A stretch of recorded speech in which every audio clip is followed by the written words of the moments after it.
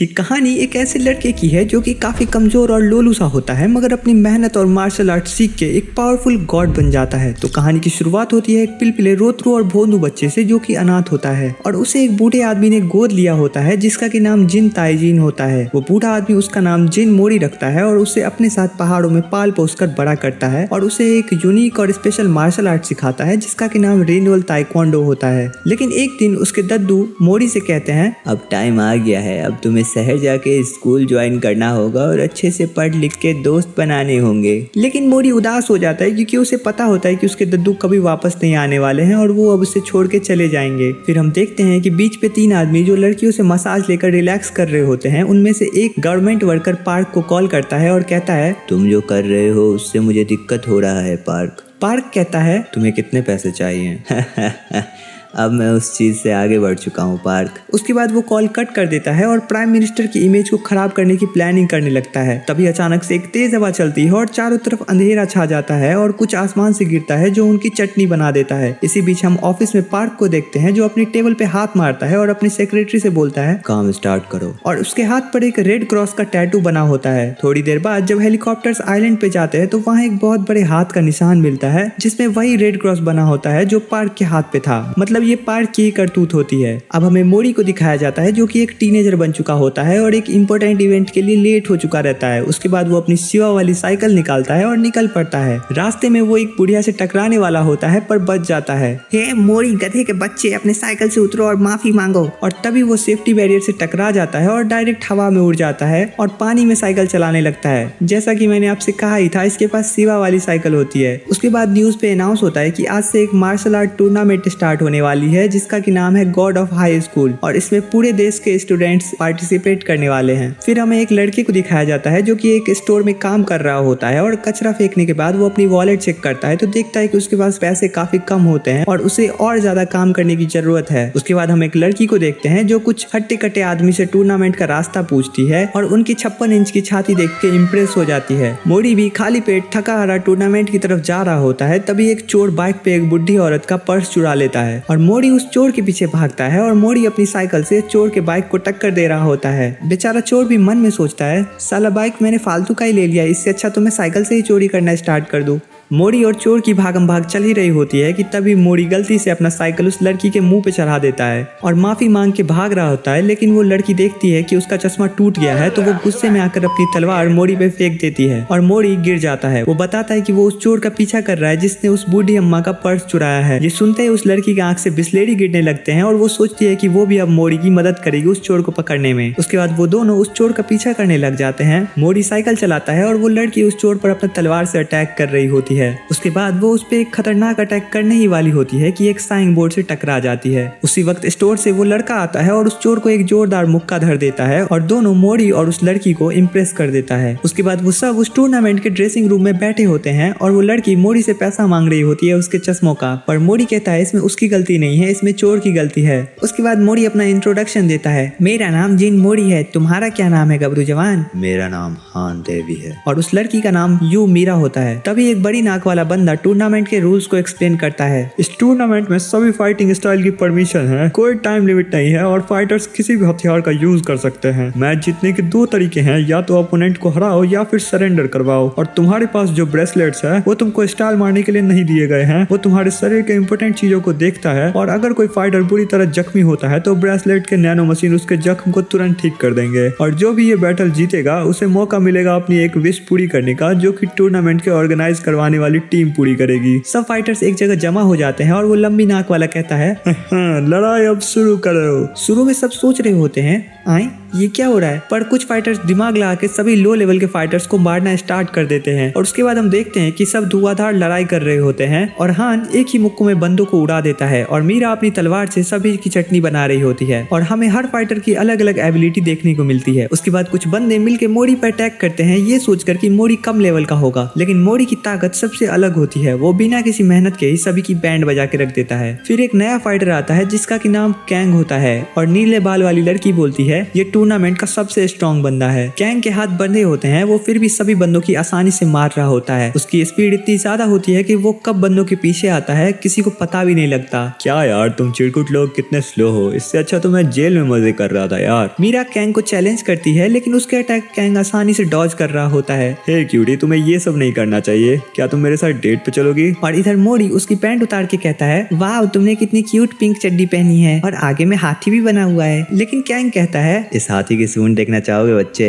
नहीं, मैं तो बस मजाक कर रहा था। और तभी कैंग उस पर अटैक करता है। मोड़ी उसके 2 किक्स को तो डॉज कर लेता है पर एक किक उसको पड़ जाती है और वो दीवार से जाके टकरा जाता है। लेकिन हान नोटिस करता है कि उतनी ही देर में मोड़ी ने कैंग के पैर में चोट मार दी होती है। मोड़ी खड़ा होता है और कैंग को बोलता है, अगर तुम अपनी पूरी पावर का यूज करोगे तो मैं भी करूंगा। दोनों एक दूसरे पे कूदते हुए अटैक करते हैं। इसी बीच यूएस गवर्नमेंट के कुछ आदमी वो आइलैंड पे हुए इंसिडेंट की पिक्चर देख रहे होते हैं। तुम लोग को नहीं लगता जैसे ये किसी किंग कॉन्ग ने किया है? और क्या किंग कॉन्ग वापस आ गया है और मुझे ही नहीं पता? तभी रूम में एक बंदा आता है जिसके सिर पर एक निशान होता है और वो सभी उस पे बंदूकें तान देते हैं। वो आदमी पूछता है, कौन हो तुम? मैं पार्क मूजिन हूँ और मैं कोरियन गवर्नमेंट के लिए काम करता हूँ। टूर्नामेंट का पहला राउंड खत्म हो जाता है और जिन मोड़ी घर जाने के लिए आगे बढ़ता है। रास्ते में जिन मोड़ी मीरा से कहता है, तुम्हारी वजह से मेरी गर्दन घूम गई। मीरा कहती है, अरे मैं कैंग पे अटैक करना चाहती थी पर मैंने चश्मा नहीं लगाया था जिसके कारण मैंने गलती से तुम्हारी गर्दन पकड़ ली। ये तो अच्छा है कि नैनो मशीन से तुम जल्दी हील हो गए। बाद में मोड़ी पूछता है, तुम लोगों ने टूर्नामेंट में क्यों पार्टिसिपेट किया है? तो हान बोलता है, पैसों के लिए। और मोड़ी बताता है, मैंने तो इसलिए ज्वाइन किया है ताकि मैं स्ट्रॉन्ग अपोनेंट से लड़के और भी ज्यादा पावरफुल बन सकूं। आखिर में मीरा कहती है, मैं इस टूर्नामेंट को जीत के अपनी परिवार की मूनलाइट शॉट टेक्निक को आगे लेके जाना चाहती हूँ। जिन मोड़ी उसका मजाक उड़ाते हुए कहता है, लेकिन तुमसे तो कोई भी तुम्हारा तलवार भी छीन लेता है, तुम्हें तो अपनी तलवार भी नहीं संभालने आती। मीरा कहती है, वो इसलिए क्योंकि मैंने अपने चश्मे नहीं पहने थे। फिर बिना नोटिस किए मोड़ी उसकी तलवार निकाल लेता है और मीरा उससे अपना तलवार वापस मांगती है। लेकिन जब वो उससे लेती है तो तलवार उसके हाथ से छूट जाती है और नदी में गिर जाती है। सॉरी मीरा, मैं ढूंढ के लाता हूँ तलवार। लेकिन मीरा उसे थप्पड़ मार देती है और कहती है, मेरी नजर से दूर हो जाओ। रात हो जाती है और मीरा अपनी तलवार ढूंढती ही रहती है और अपने बचपन को याद करती है जब उसके पापा ने उसको वो तलवार दी होती है। जब बाकी लड़कियां अपनी नॉर्मल जिंदगी जी रही होती हैं तब वो ट्रेनिंग कर रही होती है ताकि अपने पापा के सपनों को पूरा कर सके। तभी जिन आता है एक फ्लैश लाइट लेके और मीरा उससे माफी मांगती है थप्पड़ मारने के लिए और कहती है, वो तलवार मेरे पापा की आखिरी निशानी थी। तब मोड़ी कहता है, टेंशन मत लो मीरा, तब हम उसे जरूर ढूंढेंगे। और इधर हान एक बड़ी लाइट लेके आ जाता है और चारों तरफ रोशनी हो जाती है जिससे तलवार ढूंढना और आसान हो जाता है। अगले दिन नए फाइट्स के राउंड स्टार्ट होने वाले होते हैं और तीनों जिन, मोड़ी, हान और मीरा लॉकर रूम में वेट कर रहे होते हैं। मोड़ी खर्राटे मार के सो रहा होता है और तभी वहाँ कैंग आता है और मोड़ी को धमकाने लगता है। पर वहाँ गो नाम का एक बंदा आता है और कहता है, तुम्हें दिखता नहीं वो सो रहा है, तुम्हें अपना गुस्सा सिर्फ रिंग में निकालना चाहिए। लेकिन तभी कैंग गो के फेस पर एक किक मार देता है और मोड़ी उसे बचा लेता है। फिर भी उसके नाक से खून बह जाती है। मोड़ी गो को कहता है, हमें हमेशा अलर्ट रहना चाहिए दोस्त। पहला मैच मीरा और हांडल का होता है जिसमें मीरा सिर्फ एक ही मूव में सामने वाले को हरा देती है। बाकी फाइट्स भी शुरू हो जाती है जिसमें जिन, मोड़ी और हान भी अपने मैच इजीली जीत लेता है। ये देखकर मोड़ी एक्साइटेड हो जाता है और कहता है कि उसे इन दोनों से फाइट करनी है। तभी वहाँ गो आता है और जिन मोड़ी को थैंक्स कहता है क्योंकि उसने कैंग के अटैक से उसे बचाया था और अगली फाइट कैंग और गो की ही होती है। तभी वो लंबी नाक वाला बताता है, फाइट तब तक चलेगी जब तक कोई बेहोश नहीं हो जाता या सरेंडर नहीं कर देता। अगर कोई रिंग के बाहर 20 सेकंड से ज्यादा रहा तो वो डिस्क्वालीफाई हो जाएगा। गो कैंग से कहता है, तुम्हें अपना हाथ खोल के लड़ना चाहिए। फाइट शुरू होती है और गो कैंग को कुत्तों की तरह मार रहा होता है। उसके बाद गो कैंग को उठा के रिंग से बाहर फेंक देता है और कैंग रिंग में वापस आता है और अपने हाथ फ्री करके गो को मारना स्टार्ट करता है। और उसके बाद गो उसके अटैक्स को रोक नहीं पाता क्योंकि उसका फाइटिंग स्टाइल काफी अलग होता है। उसके बाद गो सोचता है कि उसका ताइसी स्टाइल शांति और गुस्से पर कंट्रोल रखने के लिए ही है और उसके बाद वो एक powerful move yoga balance strike Kang पर करता है लेकिन कैंग उसे ब्लॉक कर देता है। फिर कैंग गो को सरेंडर करने के लिए कहता है और उससे सॉरी बुलवाने के लिए उसे लगातार थप्पड़ मारते जाता है लेकिन गो हार नहीं मानता और गो कहता है, मैं तुम्हारे जैसे दल्ले के सामने कभी माफी नहीं मांगूंगा। कैंग उसके फेस पर पैर रख के उसका मजाक उड़ा रहा होता है और उसके बाद एक एक करके उसके हाथ पैर तोड़ना स्टार्ट कर देता है। लेकिन तभी वहाँ मोड़ी आ जाता है और कैंग को एक जोरदार लात मार देता है। लेकिन वहाँ के ऑर्गेनाइजर्स मोड़ी को घेर लेते हैं क्योंकि वो दूसरों की फाइट में इंटरफेयर नहीं कर सकता। पर तभी कैंग के शरीर से एक ब्लैक ऑरा निकलने लगती है जो कि काफी डार्क होता है और कैंग मोड़ी पर एक पावरफुल अटैक करता है पर ऑर्गेनाइजर्स उसे रोक देते हैं। लेकिन जिन मोड़ी कूद कर कैंग को लगातार लात मारता है, इतना मारता है कि कैंग बेहोशी हो जाता है। और तभी वहाँ पार्क मूजिन आता है और अपनी पावर से जिन मोड़ी को जमीन पर फेंक देता है और उसके बाद वो अनाउंस करता है कि वो टूर्नामेंट का हेड है और जिन मोड़ी को सख्त सजा मिलेगी। लेकिन जब मोड़ी को ले जाया जा रहा होता है तो ऑडियंस उसका नाम लेके चीयर कर रही होती है और उससे जिनमोरी खुश हो जाता है। उसके बाद हम कुछ लोगों को देखते हैं जो कि अजीब भूतिया कॉस्ट्यूम वाले कपड़ों में टूर्नामेंट की खबरें सुन रहे होते हैं। उनमें से एक कहता है भगवान की इच्छा पूरी करेंगे और उनका विश पूरा होगा। इधर वो नीले बाल वाली लड़की कहती है वो बुरी तरह जख्मी है और टूर्नामेंट से बाहर हो गया। फिर हमें कैंग को दिखाया जाता है जो कि जिनमोरी के अटैक से काफी डरा हुआ होता है। वो लड़की कहती है मुझे नहीं लगता अब कैंग फिर से कभी फाइट करेगा। इधर जिनमोरी अपने रूम में ट्रेन कर रहा होता है और ऑर्गेनाइजर्स डिसाइड करते हैं कि उसे डिस्क्वालीफाई करे या नहीं। तभी पार्क मुजिन जिन का रिकॉर्ड चेक करता है और वो शॉक हो जाता है ये देखकर कि जिनमोरी के दद्दू जिन ताइजीन है। फिर एक नई फाइट शुरू होती है मीरा और मियो के बीच। मियो यूएसए की रेसलिंग चैंपियन होती है और मियो कहती है कि मीरा को अपनी लकड़ी की तलवार छोड़कर कोई और हथियार लेना चाहिए क्योंकि ये मियो के खिलाफ काम नहीं करेगा। उसके बाद लड़ाई स्टार्ट होती है और मियो खतरनाक मूव्स के साथ अटैक करती है और वो बताती है कि वो अमेरिका से ये टूर्नामेंट जीतने आई है क्योंकि विनर कोई भी अपनी इच्छा पूरी कर सकता है। मीरा अपनी तलवार से लड़ने की कोशिश करती है लेकिन मियो का शरीर लोहे जैसा होता है और एंड में उसकी तलवार दूर जाके गिर जाती है। मियो मीरा का मजाक उड़ाते हुए कहती है कि तुम्हारे जीतने का तो कोई चांस ही नहीं है। ये सुन के मीरा गुस्से से भड़क जाती है और अपनी पावर एक्टिवेट करके उसे बिना तलवार के ही घायल कर देती है और मियो नीचे गिर जाती है और उसी के साथ मीरा को विनर अनाउंस कर दिया जाता है। उसी दौरान हम पार्क को मोरी के कमरे में देखते हैं और वो उससे कहता है तुम्हारा पनिशमेंट डिसाइड हो गया है, तुम्हें इस हरे बाल वाले आदमी को हराना होगा। लेकिन मोरी कहता है नहीं मुझे इससे नहीं लड़ना है, मुझे उस पीले बाल वाले आदमी से लड़ना है। लेकिन पार्क कहता है देखो बच्चे तुम्हें लड़ना तो इससे ही होगा। नहीं मुझे इस हरे बाल वाले आदमी से नहीं लड़ना है, मुझे उस पीले बाल वाले आदमी से ही लड़ना है, मुझे उससे ही लड़ना है। क्योंकि असल में उस पीले बाल वाले आदमी ने मोरी को एक बार हराया होता है और मोरी उससे अपना बदला लेना चाहता है। वो हरे बाल वाला चश्मिश कहता है बच्चे मैं उस पीले पट्टी से ज्यादा ताकतवर हूँ। और अपनी ताकत दिखाने के लिए मोरी के चेहरे पर एक मुक्का धर देता है और उसके साथ मोरी मान जाता है और उससे लड़ने के लिए भी तैयार हो जाता है। और उसके बाद पार्क कहता है तुम दोनों की लड़ाई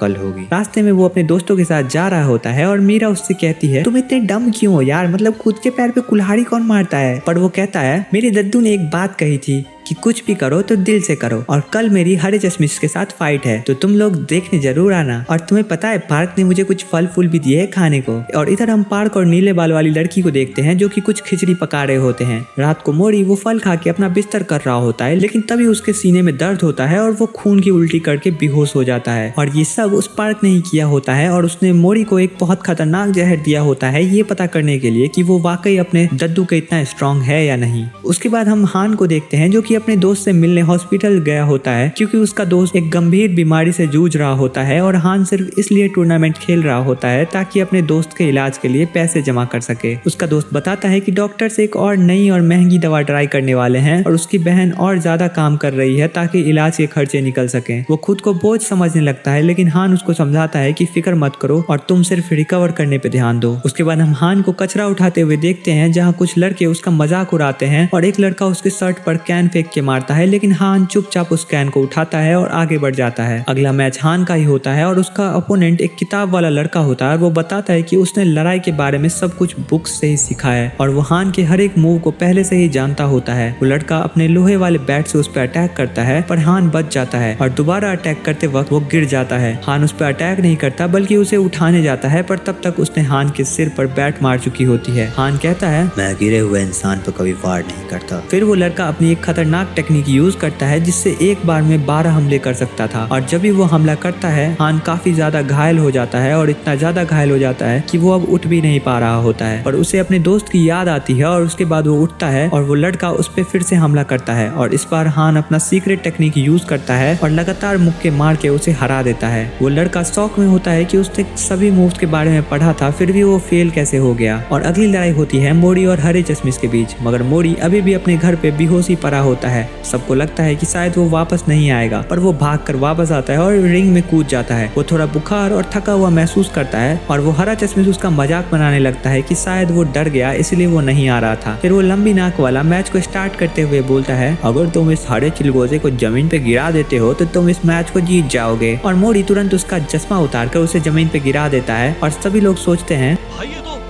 शुरू होते ही खत्म हो गया। फिर वो हरा चश्मिश गुस्से में आ जाता है और जिन मोड़ी पर हमला करने लगता है, पर मोड़ी उसके अटैक से बच के उसे एक जोरदार लात मारता है और वो दूर जाके गिर जाता है। सभी शांत हो जाते हैं क्योंकि सबको पता चल गया था कि मोड़ी कितना ताकतवर है। और उसके बाद उस हरे चश्मिश के शरीर से एक बड़ा मॉन्स्टर निकलकर जिन मोड़ी पर हमला करता है, जिसकी ताकत सबसे अलग और बहुत ज्यादा थी। मॉन्स्टर तलवार से जिन मोड़ी को मारने की कोशिश करता है, पर पार्क उसे बचा लेता है और सभी लोग उस हरे चश्मिश को पकड़ लेते हैं। और पार्क कहता है, तुम्हारी 3 महीने की सैलरी तो गई हौले। और पार्क जिन को बधाई देता है कि उसने लड़ाई जीत ली है और उसे पता चल गया था कि ये जिन ताइजिन यानी अपने दद्दू का ही पोता है। उसके बाद हम देखते हैं कि अगला मैच मीरा और हान के ही बीच होता है और ये लोग डिस्कस कर रहे होते हैं कि वो मैच कौन जीतेगा। और तभी एक लड़का अपनी बेंटले में आता है और मीरा को प्रपोज कर देता है। और अगले ही पल मीरा अपनी छोटी कजन के साथ डिस्कस कर रही होती है कि शादी में वो क्या पहनेगी। और उसकी कजन कहती है, सॉन्ग जिन तो काफी फेमस फाइटर और टीवी एक्टर है। मीरा, उसने तुम्हें कैसे प्रपोज कर दिया? मुझे तो काफी जलन हो रही है तुमसे। फिर हमें मीरा का बचपन दिखाया जाता है जहाँ उसके पापा की डेथ हो चुकी रहती है और उसके अंकल उसका ध्यान रखते हैं। और उन्होंने अपने भाई की एकेडमी को चलाने के लिए मार्शल आर्ट्स भी सीखा था, पर वो इतने कमजोर होते हैं कि सभी स्टूडेंट्स उसे छोड़कर चले जाते हैं। इसलिए मीरा ने डिसाइड किया होता है कि वो अब अपने पापा के सपनों को पूरा करेगी और इसीलिए वो सैंग जिन से शादी करना चाहती है। डोजो में मीरा के अंकल सैंग जिन से पूछते हैं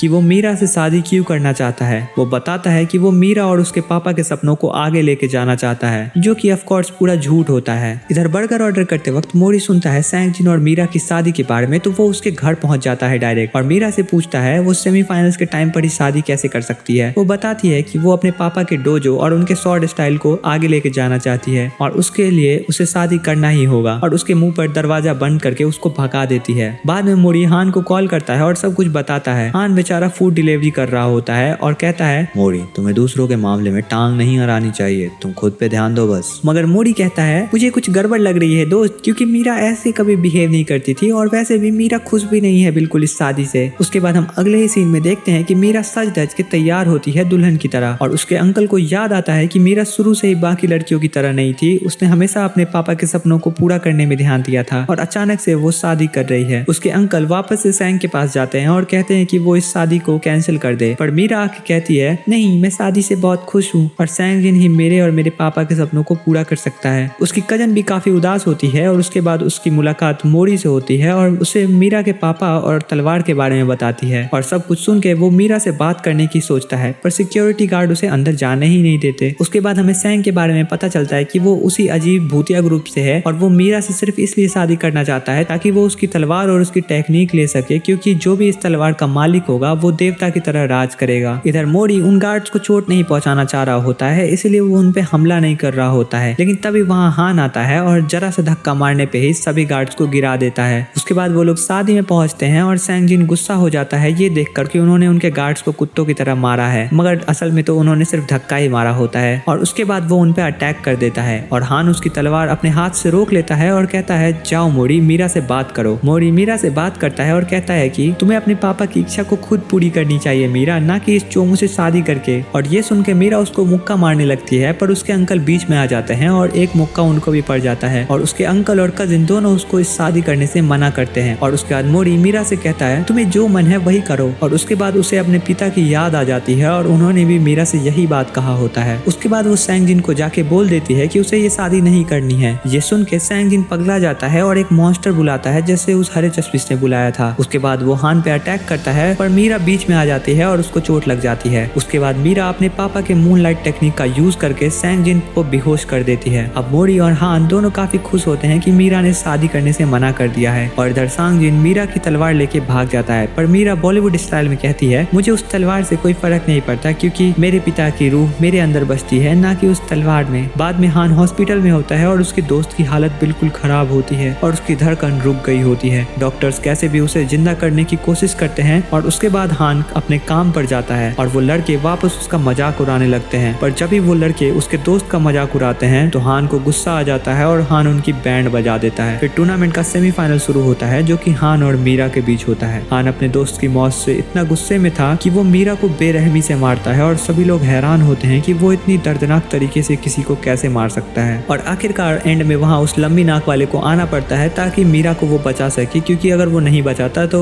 हान तो उसे मार ही डालता। फाइट खत्म होने के बाद हान मोरी के पास से गुजरता है और कहता है, फाइनल में मिलेंगे। उसके बाद हान बाथरूम में उल्टी करके मीरा के चोट को याद कर रहा होता है। उसके बाद मोरी और ओन के बीच फाइट होता है, जो कि एक ब्राजीलियन फाइटर होता है, पर वो मोरी के सामने टिक नहीं पाता और मोरी उसे एक ही अटैक में हरा देता है। और उसके बाद वो लंबी नाक वाला कहता है अगला फाइट हान और मोरी के बीच होगा और जो भी इस फाइट को जीतेगा वो नेशनल टूर्नामेंट में हिस्सा लेगा। उसके बाद मोरी मीरा से मिलने हॉस्पिटल जाता है और हान के लिए गुस्सा होता है, पर मीरा कहती है तुम जीतने पे ध्यान दो मोरी, मैं अपनी कमजोरी के कारण हारी हूँ। और इधर हान अपने दोस्त के पास गया होता है जो कि अभी कोमा में होता है मगर जिंदा होता है। अगले दिन दोनों की लड़ाई शुरू होती है और दोनों बराबरी से एक दूसरे पर अटैक कर रहे होते हैं। और उसके बाद हान मोरी पर एक अटैक करता है जिससे उसके मुंह से खून निकलने लगता है और गुस्से में मोरी कहता है मैं तुम्हें कभी माफ नहीं करूंगा मीरा को चोट पहुंचाने के लिए, वो तुम्हारी दोस्त थी हान। और उस पे अपना स्पेशल अटैक करता है और हान कोने में जाके गिर जाता है। उसके बाद वो उसे उठाने के लिए हाथ बढ़ाता है और हान हाथ पकड़ते हुए कहता है ना तो मैंने तुम्हें अपना दोस्त माना है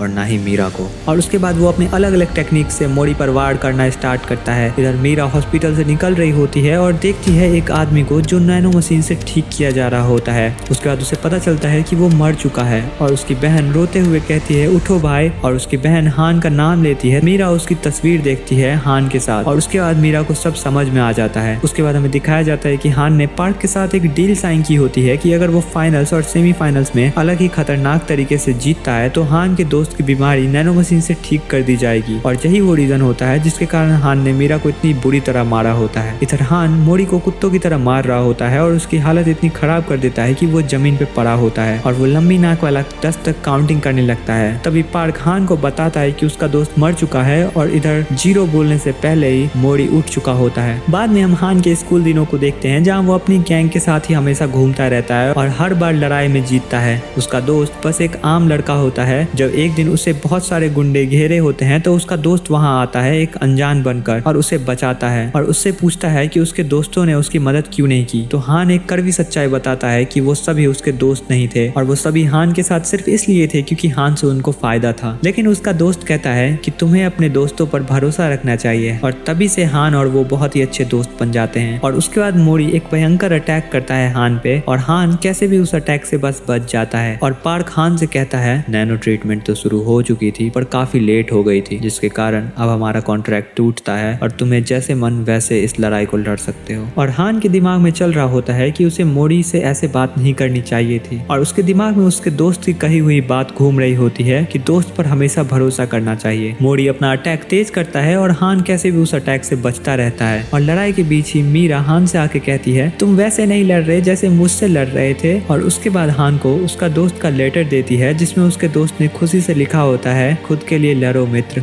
और मीरा कहती है कि मोरी को ये बात पता नहीं चलने देना वरना वो नहीं लड़ेगा। उसके बाद दोनों हान और मोरी जबरदस्त लड़ाई करते हैं और मोरी अपना एक पावरफुल किक ब्लू ड्रैगन हान को मारता है और वो जमीन पे गिर जाता है और उसी के साथ लंबी नाक वाला मोरी को विनर घोषित कर देता है। मोरी हाथ पर आकर हान को उठाता है और उसकी हंसी बिल्कुल उसके गुजरे हुए दोस्त की तरह ही होती है और मोरी कहता है अब तो हम दोनों दोस्त हैं। हान मजाक से कहता है ठीक है इडियट, तुम जीत गए। और मीरा भी हान को खड़े होने में मदद करती है और कहती है अगली बार मैं तुमसे जरूर जीतूंगी। और सभी लोग जोर जोर से ताली बजाने लगते हैं। और इधर हम देखते हैं कि जिन मोरी के दद्दू जिन ताइजीन जंगल के अंदर फंस गए होते हैं जब अचानक वही भूतिया कपड़े वाले लोग उनके सामने आते हैं और उनकी पार्टी को ज्वाइन करने के लिए कहते हैं। पर दद्दू कहते हैं बच्चा पार्टी, सभी को अपनी जिंदगी अपने तरीके से जीने का अधिकार है। और उसके बाद उस बंदे का एक्सप्रेशन चेंज हो जाता है और ऐसा लगता है जैसे उसने दद्दू पर कोई जादू कर दिया है। मोरी अपने बेड पर लेटे हुए सोच रहा होता है कि उसके दद्दू कहाँ हैं, जिसे उसने बचपन के बाद कभी नहीं देखा। इसी बीच टीवी पर नेशनल टूर्नामेंट का अनाउंसमेंट होता है जो 2 हफ्तों में टीम्स के फॉर्म में होने वाला होता है। इस टूर्नामेंट में टॉप 3 फाइटर्स को टीम बनाना होगा। तीसरा और चौथा प्लेस तय करने के लिए मीरा ब्राजीलियन फाइटर से लड़ती है और उससे आसानी से जीत भी जाती है। और मोरी उसके जीतने पे खुशी के मारे पागल हो चुका रहता है, जिसके कारण हान और मीरा को शर्म आ रही होती है। तीनों दोस्त घर जा रहे होते हैं और मोरी काफी खुश होता है क्योंकि मीरा जीत गई होती है और क्योंकि अब वो तीनों कंपटीशन में पार्टिसिपेट कर सकते हैं। और उसे याद आता है कि वो अब अपने दोस्तों से लड़ नहीं सकता क्योंकि वो अब सेम टीम में है। इसी बातचीत के दौरान मोरी को लगता है कि उसके पास से कोई गुजरा है पर वो इंसान गायब हो जाता है। उसके बाद हम एक बूढ़ो को देखते हैं जिसको कि पार्क ने मोरी पर नजर रखने के लिए भेजा होता है और वो बूढ़ो एक मास्टर होता है और मास्टर्स को कार्ड्स के जरिए बुलाया जाता है और उसी मास्टर ने पार्क को भी ट्रेन किया होता है और वो अब मोरी को ट्रेन करने की सोचता है। और इसी बीच हम देखते हैं कि वो भूतिया ग्रुप के लोग एक पोर्टल खोलकर उसमें से एक तलवार निकालते हैं जो कि डायरेक्ट मोरी के दद्दू के ऊपर जाके गिरता है और चारों तरफ तबाही मचा देता है। मीरा सोच रही होती है कि वो सिर्फ एक बोझ है टीम पर और उसके बाद वो उस लंबी नाक वाले आदमी से मिलती है जो कि उसके जीतने के लिए उसे बधाई देता है। और असल में वो अंधा होता है जो कि मीरा से कहता है कि उसे अपनी मूनलाइट स्वॉर्ड की पूरी ताकत लगानी होगी, तभी वो टूर्नामेंट में जीत पाएगी। और वो बताता है कि उसने भी मूनलाइट टेक्निक सीखी थी और उसी के कारण उसकी दोनों आंखें चली गई हैं। जब वो लंबी नाक वाला अपनी फैमिली की तरफ जा ही रहा होता है कि तभी उसे एक अजीब बदबू महसूस होती है जो कि एक टेडी बियर वाले बंदे से आ रही होती है और वो बंदा उसी भूतिया ग्रुप से होता है। उसके बाद हम हान और पार्क को बात करते हुए देखते हैं और पार्क कहता है, क्या तुम अभी भी लड़ना चाहते हो अपने दोस्त के मरने के बाद भी? पर हान कहता है, मुझे मेरा कर्ज चुकाना है और ये टूर्नामेंट जीतना है क्योंकि यही मेरे दोस्त की आखिरी इच्छा थी और मुझे इस टूर्नामेंट के पीछे छुपी शक्तियों के बारे में भी जानना है। जैसे वो हरे चश्मिश ने मोड़ी से लड़ते वक्त अपना मॉन्स्टर निकाला था, मुझे इस सब के बारे में जानना है। ये बात पार्क का ध्यान खींच लेता है और वो दीवारों पर लगी भगवान के चित्र को देखता है और इधर मोड़ी अपनी ट्रेनिंग में पूरी जान लगा रहा होता है ताकि वो अपने मसल बढ़ा सके और मीरा और हान को सरप्राइज कर सके। लेकिन वो अजीब सी ट्रेनिंग कर रहा होता है जैसे कि बिल्ली के पीछे भागना या बच्चों की मदद करना पेड़ से बलून उतारने में। और इसी बीच उस पेड़ की डाली टूट जाती है जिसके कारण वो स्टाइल से लैंड तो कर जाता है जमीन पर उसकी पैर मुड़ जाती है और तभी वहाँ वो बूढ़ा आता है और मोड़ी के पैर में एक सुई चुभाता है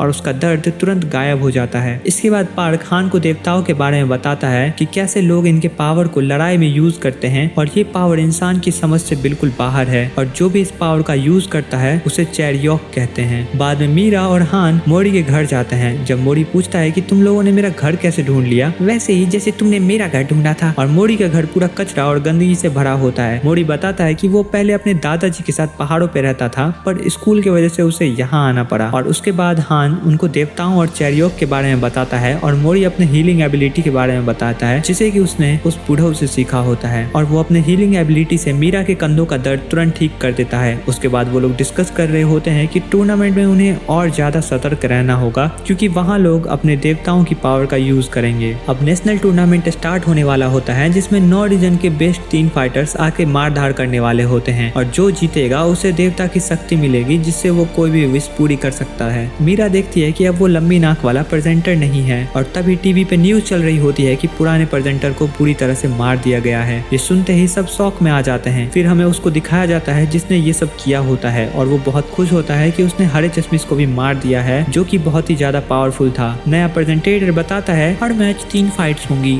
और जो 2 टीम मैचेस जीतेगी वो आगे बढ़ेगी। उसके बाद पहले मैच के लिए मोड़ी रिंग में आता है और मीरा उसे कहती है, संभल के मोड़ी, लेकिन वो कहता है, मेरे पास अब न्यू स्किल्स हैं, टेंशन मत लो मीरा। फाइट के दौरान मोड़ी अपने न्यू स्किल का यूज करता है जिसे कि उस बूढ़ों ने उसे सिखाया होता है और उसके बाद वो अलग अलग जगह टच करता है जिससे उसके स्पेशल पावर ऑन हो जाएंगे। पर वो गलती से एक गलत जगह टच कर देता है जिसके कारण वो हिल भी नहीं पाता और उसका अपोनेंट उसकी गुद्दी तोड़ देता है। दूसरा मैच हान का होता है और उसका अपोनेंट काफी बड़ा और ताकतवर होता है जो कि एक 38 साल का जवान होता है और सभी लोग शॉक हो जाते हैं क्योंकि वो अभी तक हाई स्कूल में ही रहता है। इधर वो बंदा जिसने हरे चश्मिश और लंबी नाक वाले को मारा होता है वो घमंड के साथ कह रहा होता है कि उनको मारना कितना आसान था और तभी वो हरा चश्मिश जिसका नाम क्यू होता है वो जिंदा होता है और एक गॉड समन करता है जो कि उस बंदे की हाथ काट देता है। इधर टूर्नामेंट में हान बड़े फाइटर जिसका नाम पम होता है उससे लड़ रहा होता है और उसे जम के मुक्के मार रहा होता है, लेकिन जैंग जो कि पम की बहन होती है वो कहती है कि पम कभी हार नहीं मान सकता। इसके बाद एक फ्लैशबैक दिखाया जाता है जहाँ पम कंस्ट्रक्शन साइट पे काम कर रहा होता है। वहाँ के लोग उसका मजाक उड़ाते हैं क्योंकि उसने कई बार हाई स्कूल एग्जाम में फेल किया होता है। उसका भाई उसके लिए किताबें लेकर आता है ताकि वो जम के पढ़े और एग्जाम में पास करे और दूर से जैंग ये सब देख रही होती है और वो खुद तलवार कंपटीशन में हारी होती है जिसके कारण वो अपना गुस्सा तलवार पे निकाल रही होती है। और तभी वहाँ पम आता है और उसे पूछता है, तुम ठीक तो हो ना? जैंग को पम का नाम पता होता है क्योंकि लोग पीठ पीछे उसका मजाक बनाते रहते हैं और वो बैठ के बस सुनते रहती है। और तब वो पूछती है, तुम हार क्यों नहीं मानते जबकि लोग तुम्हारा इतना मजाक बनाते हैं? वो कहता है, मैंने ठान लिया था कि मैं कभी हार नहीं मानूंगा और तुम्हें भी अगर जिंदगी में कुछ पाना है तो कभी गिव अप मत करना। उसके बाद वो बारिश में भागते हुए अपने काम पर चला जाता है। उसके बाद पम हान को एक जोर का मुक्का मार देता है और कहता है, मुझे जीतना ही होगा क्योंकि मैं उन सब की मदद करना चाहता हूँ जो पढ़ना चाहते हैं पर किसी कारणवश पढ़ नहीं पाते। पम चैरियोक से थॉर का हैमर समन करता है और हान पर अटैक करता है, लेकिन हान अपने ब्लू ड्रैगन की पावर से हथौड़ा को तोड़ देता है। पम नीचे गिर जाता है और हान मैच जीत जाता है। इधर क्यू उस आदमी का कुत्ता भर रहा होता है और उसका दूसरा हाथ भी काट देता है पर वो घमंड से कहता है, है, मैं तो अनगिनत बार ठीक हो सकता हूँ। उसके बाद क्यू कुछ कार्ड्स लाता है जो कि उस बंदे के शरीर को छेद देता है और वो हिल भी नहीं पा रहा होता है। जैसे ही क्यू उसे खत्म करने वाला होता है, वहाँ एक लड़का और लड़की आते हैं और दोनों उसी भूतिया ग्रुप के पादरी होते हैं। लड़का अपना नाम एक्जी बताता है और लड़की का नाम सैटर्न होता है। दोनों के पास कुछ अजीब पावर्स होती है और वो क्यू पर अटैक करते हैं, लेकिन तभी वहाँ सफेद बाल वाली ऑर्गेनाइजर आती है। इधर टूर्नामेंट में मीरा और जैंग के बीच मैच चल रहा होता है और जो भी इस मैच को जीतेगा उसकी टीम अगले राउंड में जाएगी। और मीरा से लड़ते वक्त जैंग समझ जाती है कि मीरा उससे काफी ज्यादा स्ट्रांग है। पम जोर जोर से जैंग को चीयर करता है और उसे कहता है कि वो गिव अप ना करे। जैंग एक येलो लाइट स्वॉर्ड जैसा पावर समन करती है और मीरा पर अटैक करती है, लेकिन मीरा आसानी से उस वार से बच जाती है। और मीरा को लंबे नाक वाले की बात याद आती है और फिर वो अपने मून लाइट स्वॉर्ड स्टाइल का पूरा पावर का यूज करके एक पावरफुल लात मारती है जो कि जैंग की तलवार को तोड़ देता है और मीरा मैच जीत जाती है। इधर क्यू और सफेद बाल वाली लड़की दोनों उस भूतिया ग्रुप के लोगों को हरा देते हैं और जैसे ही वो उन्हें मारने वाले होते हैं कि एक्साई सैटर्न को उठा के वहां से भाग जाता है और दूसरा बंदा अपने आप को ब्लास्ट करवा लेता है, जिसके कारण एक बड़ा धमाका होता है और पूरी बिल्डिंग की लाइट चली जाती है। पर क्यू और सफेद बाल वाली लड़की कैसे भी जिंदा बच जाते हैं। इधर मोरी और मीरा जीत की खुशी मना रहे होते हैं और हान को याद आता है कि उसने कितनी बुरी तरह से मीरा को मारा था और वो कभी दोबारा ऐसा नहीं करेगा। जैंग होश में आती है और पम उसको दिलासा देते हुए कहता है कि हम अगली साल फिर से ट्राई करेंगे। नेक्स्ट मैच शुरू होता है एक हरे बाल वाले लड़के जियान के साथ, जो कि म्यूजिक और आग के जरिए अपना पावर बनाता है, लेकिन उसका अपोनेंट जैगल एक भयंकर शार्क समन करता है जो कि डायरेक्ट उसको चबा जाता है और खून ही खून निकाल देता है। और जियान की टीम की एक लड़की उसकी मदद करने आती है, लेकिन जैगल उसे बिना किसी दया के बार-बार लात मारता है, ये देखकर सब शौक में होते हैं। मीरा मोरी को रोकती है ताकि वो वापस जाके टांग ना अड़ाए, वरना वो वापस डिस्क्वालीफाई हो सकता है। लेकिन इस बार हान वहां चला जाता है और जैगल से लड़ने ही वाला होता है, लेकिन प्रेजेंटर उसे रोक देता है। इसी बीच वो जख्मी जियान उठता है और कहता है मुझे मेरे परिवार के बिजनेस के लिए इसे जीतना ही होगा, और उसके बाद अपना फायर और लाइटनिंग समन करता है। पर जैगल आसानी से उस वार को रोक लेता है और उसका साग जियान को निगल जाता है। इमरजेंसी रूम में डॉक्टर्स उस लड़के का ट्रीटमेंट कर रहे होते हैं और पार्क सिचुएशन को गौर से देख रहा होता है। एक बुढ़ा आदमी कहता है जैगल को डिस्क्वालीफाई कर देना चाहिए क्योंकि उसने जानबूझकर टूर्नामेंट में हिंसा फैलाई है, लेकिन पार्क कुछ और सोच रहा होता है। उसका कहना होता है कि शायद जैगल ही वो की हो जिसे वो लोग ढूंढ रहे हैं। तभी मोरी, मीरा और हान ऑडियंस में बैठकर मैचेस देख रहे होते हैं और अपने आने वाले अपोनेंट के बारे में बात कर रहे होते हैं। और हान को डिस्क्वालीफाई कर दिया होता है दूसरे के मैच में टांग अड़ाने की वजह से। और इधर मोरी पार्क एल्पो नाम के एक बंदे से काफी इंप्रेस हो गया रहता है क्योंकि उसने सिर्फ एक जोरदार किक में मैच जीत लिया होता है और उसके हुडी पे एक वैसा ही टाइगर का सिंबल होता है जो कि उसके दादाजी के मिलिट्री यूनिफॉर्म पे होता है। जब तीनों सड़क पर चल रहे होते हैं तो हान बात करता है कि कैसे स्ट्रांग बनना और चेरियो की पावर को सीखना जरूरी है, यानी कि गॉड की पावर को समन करना। फिर उसे पार्क की बात याद आती है कि कुछ ही लोग इस पावर को सीख सकते हैं और कितने लोग इसे सालों साल तक सीखते रहते हैं, फिर भी वो अच्छे से कभी इसे सीख नहीं पाते, और कुछ लोग बहुत ही आसानी से इसे सीख लेते हैं। लेकिन मोरी कहता है कि वो अपनी खुद की स्ट्रेंथ से इसे जीतना चाहता है बिना किसी गॉड्स के पावर के। ये सुनकर मीरा को थोड़ा अजीब लगता है क्योंकि मोरी पहले से काफी शांत और उदास रहता है। और इधर मोरी को याद आता है कि पार्क ने उसे बताया होता है कि उसके दद्दू पे किसी ने पहाड़ों में अटैक किया था